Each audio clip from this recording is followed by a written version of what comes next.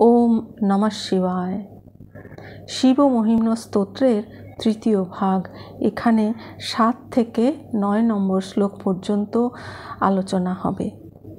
ত্রয়ী সাংখ্যং যোগঃ পশুপতিমতং বৈষ্ণবমিতি প্রভিন্নে প্রস্থানে পরমিদমদঃ পথমিতি চ রুচিনাং বৈচিত্রাৎ ঋজুকুটিলনানাপথयुषां নৃণামেকো গম্যস্তমসি পয়সামার্ণবৈব।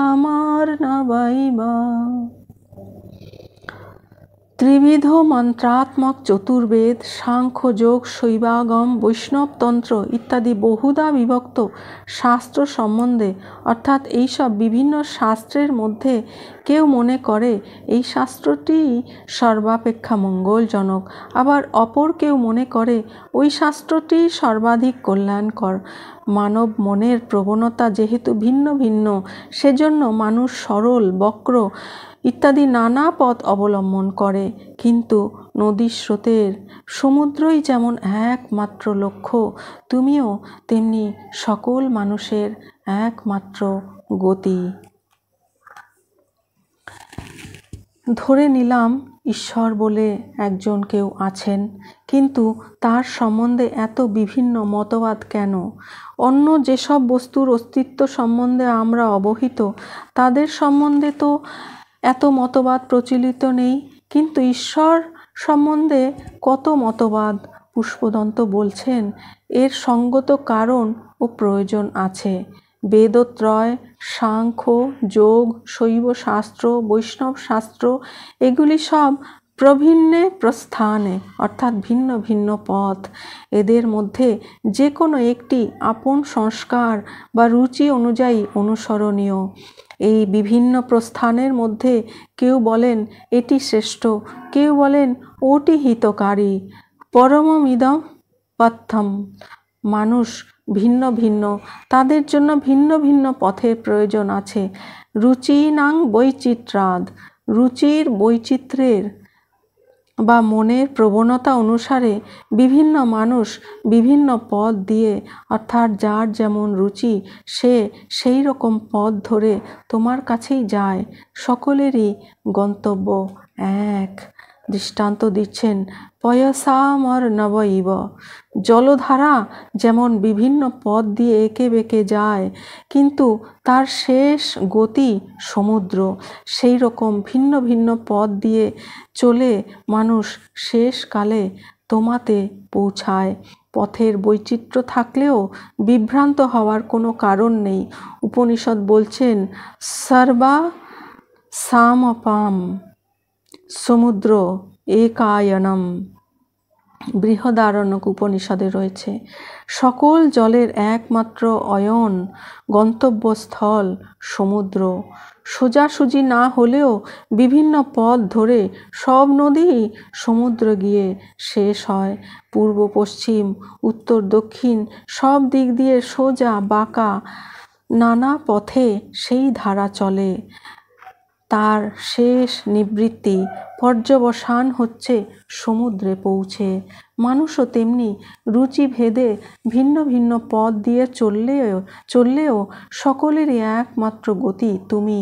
কেউ সাক্ষাৎ বা সরাসরি সেখানে গিয়ে পৌঁছায়, কেউ বা পরম্পরাক্রমে একটু ঘুরে সেখানেই গিয়ে মিলিত হয়। যেমন গঙ্গা প্রভৃতি নদী সরাসরি সমুদ্রে গিয়ে মিলিত হয়, আবার সরজু প্রভৃতি ছোট নদী ঘুরে ফিরে শেষে গঙ্গা বা অন্য কোনো নদীর সঙ্গে মিলিত হয়ে সমুদ্রে প্রবেশ করে। পরমেশ্বর যদি এমনই সর্বশক্তিমান, তাহলে তার এই নিঃস্ব নিঃসম্বল দশা কেন?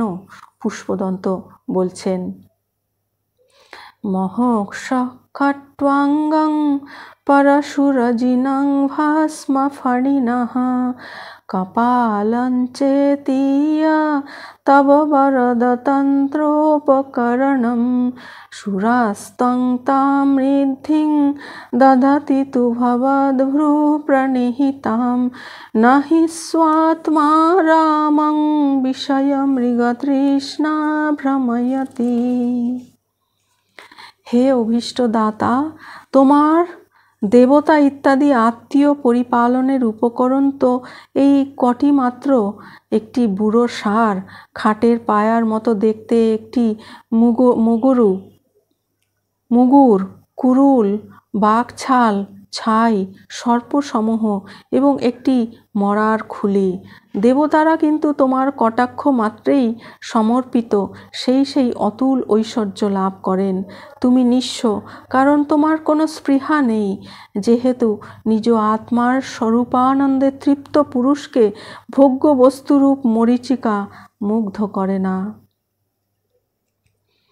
তোমার তন্ত্রোপকরণম বা সংসাররূপ ক্রিয়াকর্মের উপকরণ বা সম্বল ইয়ৎ এই কয়টি মাত্র।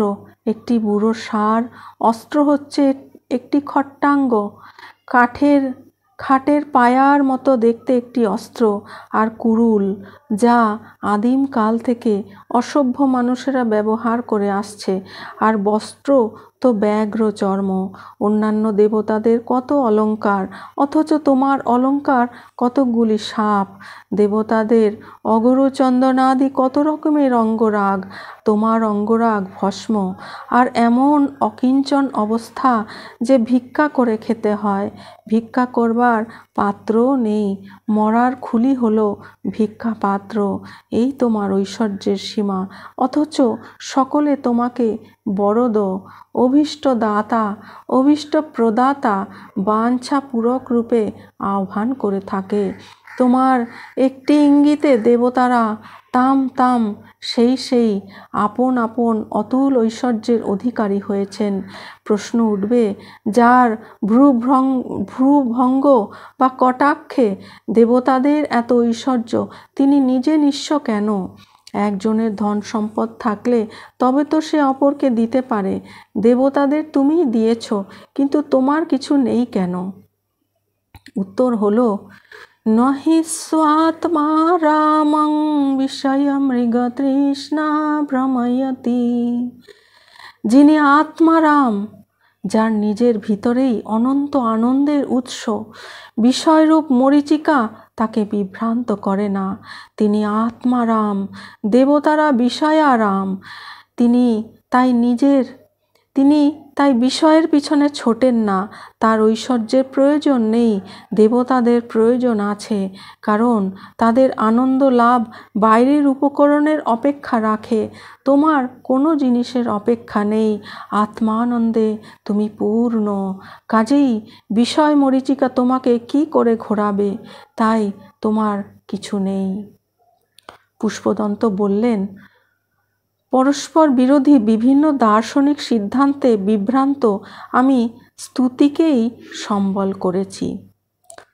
ধ্রুবং কশ্চিৎ সর্বং সকলমপরস্তদ্ধ্রুবমিদং পরো ধ্রুব্যে জগতি গদতি ব্যস্ত বিষয়ে সমস্তেপ্যেতস্মিन् পুরমথনতৈর্বিস্মিত ইব স্তুবन् জিঘ্রেমি ত্বং ন খলু ননু দৃष्ट्वा মুখরতা। কেউ বলেন সমস্ত জগৎ নিত্য, আবার কেউ বলেন এই সব কিছু অনিত্য। অপর কেউ বলেন যে সমষ্টিভূত এই জগতে নিত্য ও অনিত্য এই দুই ভিন্ন জগতের বস্তু বিদ্যমান। হে পুরমথন, বিভিন্ন মতবাদীদের সেই সব বাক্যের দ্বারা চমৎকৃত হলেও তোমাকে স্তুতি করতে আমি লজ্জিত হচ্ছি না। হায় বাচালতা, নিশ্চয়ই নির্লজ্জ, কারণ বাচালতাই লজ্জা দূর করে আমাকে স্তুতিতে প্রবৃত্ত করেছে। জগতের তত্ত্ব সম্বন্ধে মানুষ কত রকম কথা বলে থাকে। মানুষের মনে কত রকমের বিভ্রান্তি। কেউ বলে জগতের সবই নিত্য, সাংখ্য বলে থাকেন। শুধু আবির্ভাব ও তিরোভাব ঘটে চলেছে অবিশ্রান্ত ধারায়। কেউ বলে সবই অনিত্য, ক্ষণিক বৌদ্ধ মত। কেউ বা জাগতিক পদার্থের মধ্যে ভেদ রেখা টেনে বলে কিছু বস্তু নিত্য, কিছু অনিত্য।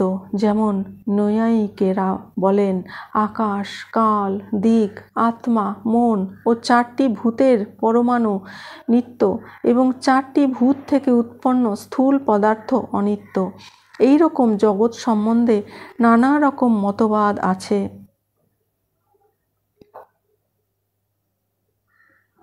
পরস্পর বিরোধী বিভিন্ন দার্শনিক সিদ্ধান্তে আমার বিভ্রান্তি হচ্ছে। তবে